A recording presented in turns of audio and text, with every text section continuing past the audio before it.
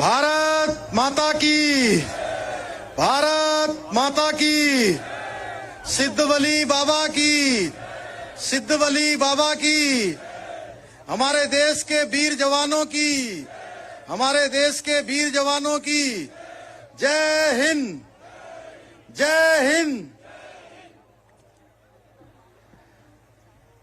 ये देश चैन से सोता है, ये देश चैन से सोता है जब वो पहरे पर होता है। ये देश चैन से सोता है जब वो पहरे पर होता है, आंख उठाता है।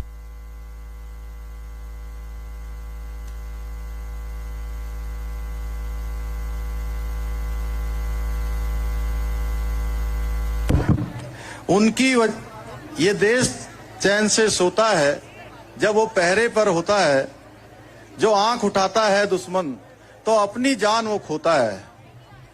उनकी वजह से सुरक्षित है ये सारी आवाम, उनकी वजह से सुरक्षित है ये सारी आवाम। सरहद पर खड़े रखवालों को मेरा दिल से सलाम।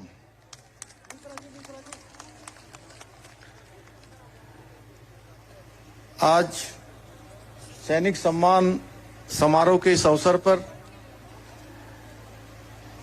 जिनको आप सब लोग, आप सबके अत्यंत ही प्रिय, आप सब ने जिनको इस क्षेत्र से आशीर्वाद दिया और लगातार जो आप सब लोगों के लिए, पूरे इस कोटद्वार क्षेत्र के लिए, वो पूरे प्रांत के वरिष्ठ नेता हैं, मंत्री हैं, लेकिन उसके बावजूद भी अगर सबसे ज्यादा चिंता किसी क्षेत्र की करते हैं, हर समय मैं कहूं जितना भी समय उनको राजकीय कार्यों के अलावा मिलता होगा, वो सारा का सारा समय केवल और केवल इस बात पर खर्च करते हैं कि कोटद्वार के अंदर कौन सी नई योजना आ जाए, कोटद्वार के अंदर कैसे मेडिकल कॉलेज बने, कोटद्वार के अंदर चलने वाला हमारा अस्पताल कैसे और अच्छा बने, कोटद्वार से रोडों की कनेक्टिविटी कैसे अच्छी हो।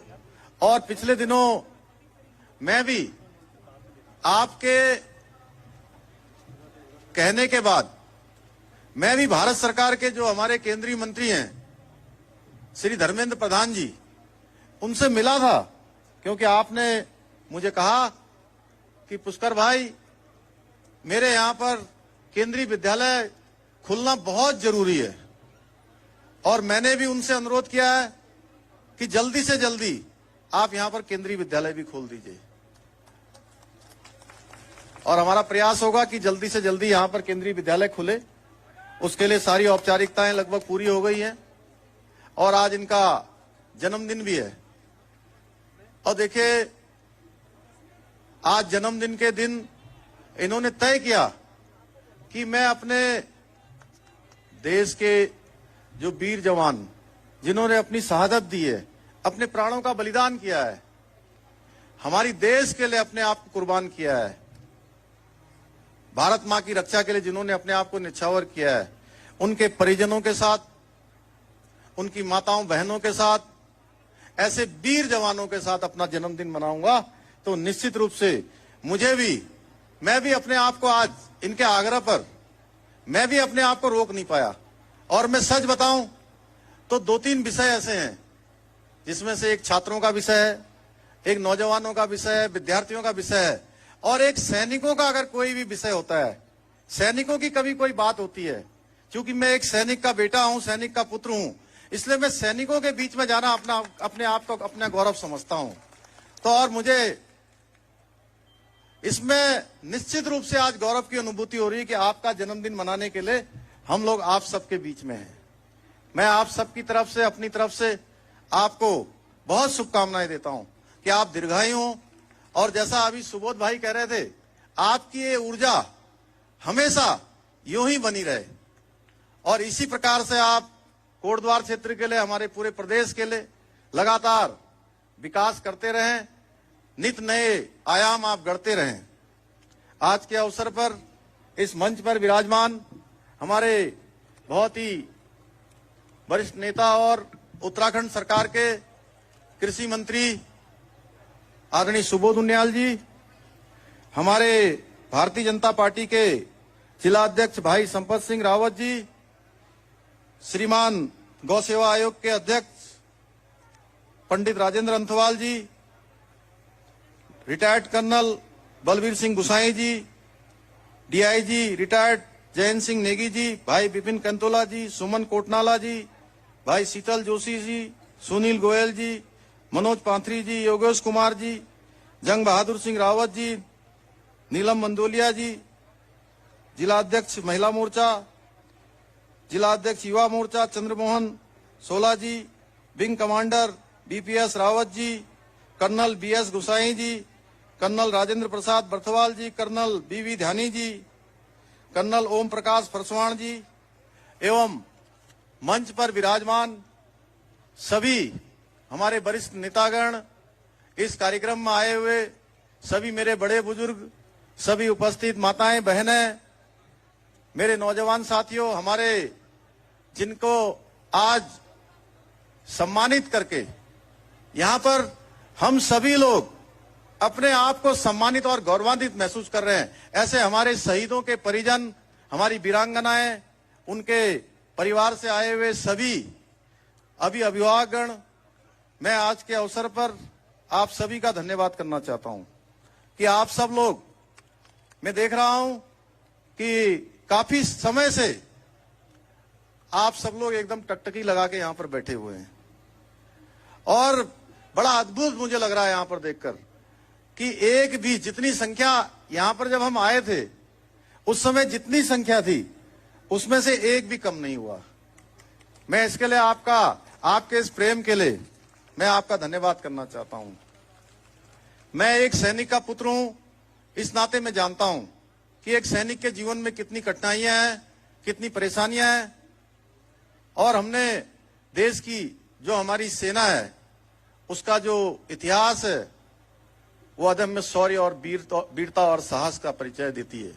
हमेशा, चाहे हमने 1949 में कब्बालियों के बेस में आई हुई पाकिस्तानी सेना का मुकाबला किया गया हो, या 1962 में चीन के साथ लड़ा गया युद्ध हो, 65 में बांग्लादेश का हो, पाकिस्तान के साथ लड़ा गया हो युद्ध हो, या 71 का युद्ध हो, चाहे ऑपरेशन ब्लू स्टार हो, या सियाचिन की -40 डिग्री तापमान पर हमारी सेना ने जिस वीरता और साहस का परिचय दिया है वो हमारे लिए गौरव की बात है। चाहे श्रीलंका के अंदर आईपी कैप हो, चाहे ऑपरेशन ब्लू स्टार हो, हर समय, और अटल बिहारी वाजपेयी जी के नेतृत्व में चाहे लड़ा गया कारगिल का युद्ध हो। और कारगिल का युद्ध एक ऐसा युद्ध था, भाइयों बहनों, मैं आपसे कहना चाहता हूं कि कारगिल के युद्ध से पहले जितने भी युद्ध देश के अंदर लड़े गए वो सारे के सारे युद्ध देश की सेनाओं ने युद्ध के मैदान में तो जीते गए, लेकिन जब समझौते की टेबल पर वो युद्ध लड़े गए तो समझौते की टेबल पर ये युद्ध हार दिए गए। पहला युद्ध कारगिल का युद्ध ऐसा था जो सेना ने मैदान में भी जीता और टेबल में भी जीता। इसका श्रेय तत्कालीन जो हमारे देश के प्रधानमंत्री थे श्रद्धेय अटल बिहारी वाजपेयी जी को जाता है। मैं लंबे समय से, चूंकि मैं एक सैनिक परिवार में पला बड़ा हूं, जब भी आप सबके बीच में आता हूं तो एक बात मैं हमेशा याद आती है कि 1962 से लेकर अब तक देश के अंदर बहुत सारी सरकारें आई। कभी भी हम पाकिस्तान के मोर्चे पर लड़ते थे, दूसरे देश के मोर्चे पर लड़ते थे, लेकिन अगर चीन के मोर्चे की बात आती थी तो मन में थोड़ा सा कुछ न्यूनता आती थी, हमारे जोश में कुछ थोड़ा सा ऐसा लगता था कि कमी आ रही है। उसके पीछे एक इतिहास की बात थी कि 1962 में हमारा नेतृत्व कैसा था। सेना हमारी तब भी बहादुर थी, सेना आज भी बहादुर है, लेकिन नेतृत्व करने वाला कौन है। इस बार जब गलवान की घाटी पर आमने सामने हुआ, हमारे 20 योद्धा, 20 रणबांकुरे शहीद हुए, लेकिन उन्होंने इस प्रकार का इतिहास बना दिया कि आगे से कोई चीन हो, चाहे पाकिस्तान हो, अफगानिस्तान हो, बांग्लादेश हो, कोई भी देश हमारी तरफ आंख उठाने की हिम्मत नहीं करेगा। दुनिया का कोई देश हमारी तरफ हिम्मत नहीं करेगा, क्योंकि आज मोदी जी के नेतृत्व में एक सशक्त भारत बन रहा है, एक शक्तिशाली भारत बन रहा है, एक आत्मनिर्भर भारत बन रहा है, जो भारत हर क्षेत्र में आज मजबूती से कदम रख रहा है। आज मोदी जी के नेतृत्व में जो हमारा देश है एक मजबूत हाथों में है। आप देखिए देश के अंदर तमाम तरह की योजनाएं चालू हुई हैं और पहली बार, चूंकि ये सैनिकों का कार्यक्रम है इसलिए मैं बोल रहा हूं कि पहले देश के अंदर हथियार दूसरे देशों से आयात किए जाते थे। अब पहली बार हो रहा है कि हथियार अब देश के अंदर से दूसरे देशों को निर्यात किए जा रहे हैं। ये ऐसा सशक्त भारत मोदी जी के नेतृत्व में बन रहा है। आज पूरी दुनिया के अंदर भारत का मान सम्मान बढ़ रहा है। भारत का मान सम्मान, स्वाभिमान चारों तरफ बढ़ रहा है। अफगानिस्तान के अंदर अभी आपने देखा होगा, अफगानिस्तान के अंदर अभी पिछले दिनों जिस प्रकार की वहां तालिबान को लेकर घटना हुई, हमारे देश के वहां हजारों लोग वहां फंसे हुए थे। उत्तराखंड के भी हजारों लोग वहां फंसे हुए थे। चाहे उत्तराखंड के लोग हो, चाहे भारत के लोग हो, एक एक भारतवासी को, एक एक उत्तराखंड वासी को वापस लाने का काम भारत की सरकार ने किया है। क्योंकि अब सशक्त भारत है, एक आत्मनिर्भर भारत है, भारत को हर कोई पहचान रहा है। आज फौज का मनोबल भी बढ़ा है और मोदी जी पहले ऐसे प्रधानमंत्री हैं, वो जब मुख्यमंत्री थे तब भी और जब प्रधानमंत्री बन गए तब भी, वो अपना जन्मदिन, अपनी होली, अपनी दिवाली या कोई भी त्योहार वो प्रधानमंत्री निवास में नहीं मनाते हैं। वो अपनी होली, अपनी दिवाली, अपना जन्मदिन कभी सियाचिन में जाकर मनाते हैं, कभी सैनिकों के बीच में जाकर मनाते हैं, कभी किसी सीमांत बॉर्डर पर जाकर मनाते हैं। निश्चित रूप से मोदी जी के नेतृत्व में आज सेना का मनोबल बढ़ रहा है। आज मेक इन इंडिया के नारे चल रहे हैं, make in India, skill India, fit India, आत्मनिर्भर भारत। ये ऐसे तमाम, अब ये केवल नारे यार स्लोगन नहीं रह गए हैं, ये आज बच्चे बच्चे की जुबान पर आ गए हैं। क्योंकि जितनी भी योजनाएं मोदी जी के नेतृत्व में चली हैं, वो आज एक गरीब आदमी के लिए, आम आदमी के लिए, चाहे हम सैनिकों की बात करें, 1 रैंक और 1 पेंशन। आज मेरे पिताजी, स्वर्गीय पिताजी मेरे इस दुनिया में नहीं है, लेकिन जब देश के प्रधानमंत्री बने मोदी जी, तो एक बड़ा कार्यक्रम हमने खटीमा में किया था, जिसमें उस समय के हमारे सांसद, जो आजकल गवर्नर हैं वहां के, राज्यपाल महाराष्ट्र के, वो वहां के सांसद थे, वो भी उस कार्यक्रम में आए थे। तो उन्होंने जैसे ही वो उस कार्यक्रम से गए तो मेरे पिताजी बोले कि तुम्हारी पार्टी को और मोदी जी को मैं धन्यवाद करता हूं कि 40 साल से रुकी हुई 1 रैंक और 1 पेंशन योजना उन्हें लागू कर दी। हम आंदोलनकारियों के सपनों के अनुरूप उत्तराखंड राज्य बनाने के लिए काम कर रहे हैं। हर क्षेत्र में अभी मैंने 3 जुलाई से मुख्य सेवक के रूप में काम करना शुरू किया। हमने पहले दिन से तय किया कि जितनी हमारी सरकारी नौकरियां हैं, उन सारी सरकारी नौकरियों को भरेंगे। 24,000 जो रिक्त पद हैं, उन रिक्त पदों पर नियुक्ति की प्रक्रिया शुरू करेंगे। आज 10,000 से भी ज्यादा पदों पर नियुक्ति की प्रक्रिया प्रारंभ हो गई है। हमारी आशा बहनों का लंबे समय से रुका हुआ जो उनका वेतनमान था, हमने मानदेय उनका 1,500 रुपए बढ़ा दिया है। अभी हमारी आंगनबाड़ी बहनें अगर इस कार्यक्रम में आई होंगी तो सोच रही होंगी कि हमारा नहीं बढ़ा, लेकिन उसका भी हम लोगों ने फैसला कर लिया है। आंगनबाड़ी बहनों को भी हम दीपावली से पहले उनको भी हम तोहफा देने वाले हैं। हमारे जितने ग्राम प्रधानगण हैं, ग्राम प्रधानों का हमने मानदेय बढ़ा दिया। अभी सरकारी नौकरियों में जितने भी फार्म भरने की जो व्यवस्था है, कोई भी फार्म, कोई भी आवेदन यदि भरा जाएगा तो उसका कोई शुल्क नहीं लिया जाएगा, बिल्कुल निःशुल्क रूप से जो है वो आवेदन मिलेंगे। क्योंकि कोरोना महामारी में सभी को बड़ी परेशानी हुई है। हमने और भी बहुत सारी योजनाएं शुरू करी हैं। उपनल के कर्मचारियों का मानदेय बढ़ाया 2,000 और 3,000, 10 साल की सेवा के आगे वालों का 3,000, उससे कम वाली सेवा वालों को 2,000 रुपया बढ़ाया है। अभी हमने जो कोरोना महामारी में किसी भी परिवार से कोई भी एक भी मृत्यु हुई है तो उनके परिजनों को सरकार की तरफ से 50,000 रुपए देने की हमने व्यवस्था करी है। इसी प्रकार से कोरोना महामारी में जो बच्चे हमारे कोरोना महामारी या किसी भी बीमारी से इस दौरान उनका देहांत हुआ है तो उनके बच्चों को भरण पोषण के लिए हमने मुख्यमंत्री वात्सल्य योजना चलाई है। मुख्यमंत्री वात्सल्य योजना, उस योजना के तहत 3,000 रुपए उस बच्चे को भरण पोषण के लिए दिया जाएगा, उन बच्चों की देखभाल के लिए दिया जाएगा। और साथ में जब वो 21 साल के हो जाएंगे तो उनको 5% क्षैतिज आरक्षण भी दिया जाएगा। क्षैतिज आरक्षण उनको आगे बढ़ने के लिए काम आएगा, उन बच्चों को आगे जो है जीवन में अपनी सेवा देने के लिए काम आएगा। अभी हमने और भी बहुत सारे सेक्टरों में काम किया है।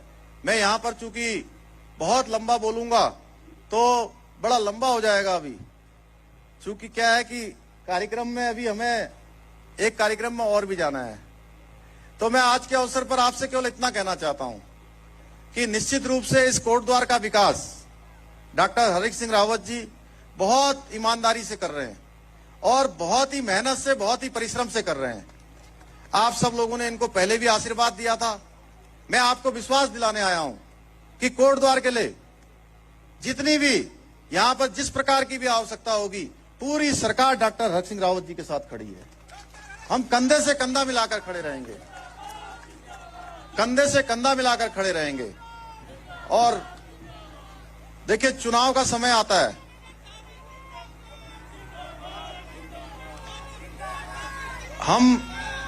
मैं आपसे केवल इतना कहना चाहता हूं, मोदी जी के नेतृत्व में जिस प्रकार से देश आगे बढ़ रहा है, उन्हीं के पद चिन्हों पर चलते हुए हम उत्तराखंड राज्य को आगे बढ़ाना चाहते हैं। और हमारा लक्ष्य है, हमारा उद्देश्य है कि समाज के अंतिम छोर में खड़े हुए व्यक्ति तक जब तक विकास नहीं पहुंच जाएगा, तब तक हम चैन से नहीं बैठने वाले हैं। हम केवल बड़ी बड़ी घोषणाएं करने पर विश्वास नहीं करते हैं कि घोषणाएं कर दी और घोषणाएं पूरी नहीं हुई। हम जितनी घोषणाएं करेंगे वो सारी घोषणाएं पूरी होगी। आप जानते हैं, भाव में भगवान होते हैं, भाव में भगवान होते हैं। मेरा भाव है, हमारे सबका भाव है कि हम उत्तराखंड की सेवा करना चाहते हैं। 1 करोड़ 25 लाख उत्तराखंड वासियों के लिए, उनके सर्वांगीण विकास के लिए, जब तक कि उनके अंतिम छोर पर खड़े हुए व्यक्ति तक विकास नहीं पहुंच जाएगा, तब तक हम चैन से नहीं बैठेंगे। और मोदी जी का जो मंत्र है, सबका साथ, सबका विकास और सबका विश्वास, इसको चरितार्थ करते हुए हम समाज के अंतिम छोर में खड़े हुए व्यक्ति तक विकास पहुंचाएंगे। हमने माताओं बहनों के क्षेत्र में, हमारे चार धाम के क्षेत्र में, हमारे स्वास्थ्य के क्षेत्र में, हमारे ग्राम प्रधानों के क्षेत्र में, हमारे नौजवानों के क्षेत्र में, हर क्षेत्र में हम काम कर रहे हैं। हर क्षेत्र में उत्तराखंड को आगे बढ़ाने के लिए काम कर रहे हैं। और जिस दिन से भी मुझे काम करने का अवसर मिला है, मैंने आप सबका सहयोग लेकर एक एक क्षण और एक एक पल का हमने कहा है कि उसका सदुपयोग करेंगे। एक एक क्षण बेकार नहीं होने देंगे, एक एक पल का काम करेंगे। हर पल में उत्तराखंड को आगे बढ़ाने के लिए काम करेंगे। और मोदी जी का विजन है कि 2025 में जब उत्तराखंड 25 साल का होगा, 25 साल का जब उत्तराखंड होगा, तो तब ये चिर युवा उत्तराखंड होगा। यानी कि हर क्षेत्र में उत्तराखंड, चाहे वो हमारा पर्यटन का क्षेत्र हो, चाहे हमारा सड़कों का क्षेत्र हो, चिकित्सा शिक्षा का क्षेत्र हो, चाहे वो परिवहन का क्षेत्र हो, चाहे ऊर्जा का क्षेत्र हो, कृषि बागवानी का क्षेत्र हो, हर क्षेत्र में उत्तराखंड नंबर 1 का राज्य बनेगा। उसके लिए हम सब लोगों को काम करना है, हम सब लोगों को उसके लिए आगे बढ़ना है।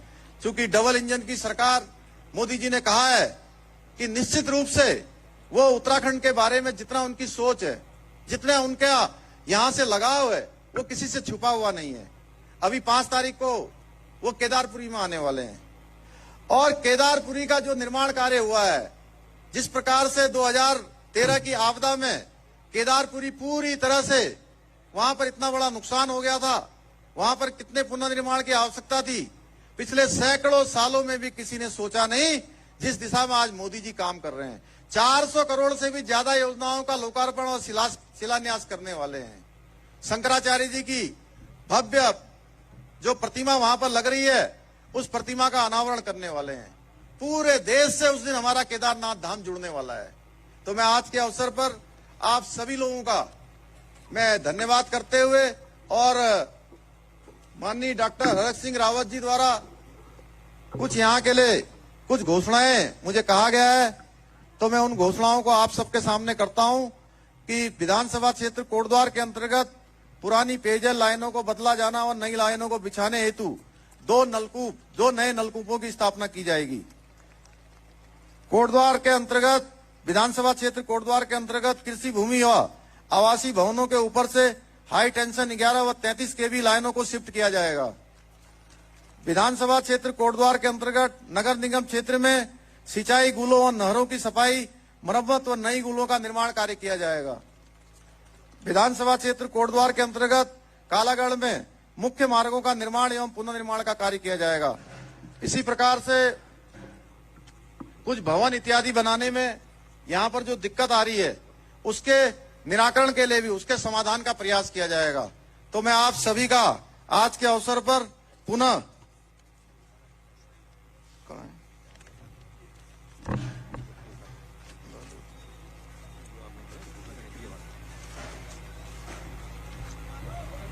कालाघाटी स्थित राजकीय कन्या इंटर कॉलेज एवं राजकीय प्राथमिक स्वास्थ्य केंद्र का नाम शहीद लायस नायक धनवीर सिंह राणा के नाम पर रखा जाएगा। आप सभी का बहुत बहुत धन्यवाद। जय हिंद, जय भारत, जय उत्तराखंड।